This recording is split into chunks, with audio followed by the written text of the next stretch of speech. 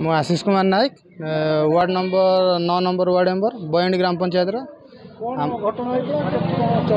आमर जो सरपंच जी निर्वाचित घोषित होते शिक्षागत निर्वाचित घोषित होते जो सरपंच कुंतला मलिक शिक्षागत योग्यता कम थी मान्यवर कोर्ट को आश्रय नहीं आम केस लड़ू केस रे मान्यवर कोर्ट निर्देश देली अयोग्य घोषणा कले अयोग्य घोषणा कलापर मान्यवर आमर उपजिलापाल महाशय एवं ब्लॉक उन्नयन अधिकारी निर्देश रे आज नायब सरपंच दायित्व नेले सरपंच दायित्व नेले। मु Ashish Kumar Nayak ward number 9 number ward member. आज जो सरपंच चार्ज नेले केमती कोन नेले पूर्व कोन थिले एबे कोन दायित्व दिया?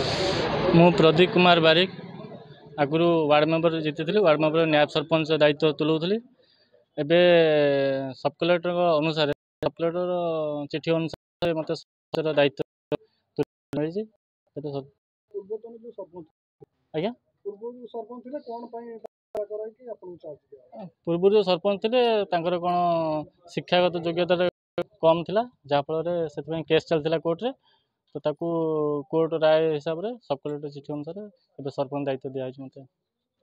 पूर्व कोन थिले एबे कोन दायित्व दिया? मु प्रदीप कुमार बारिक।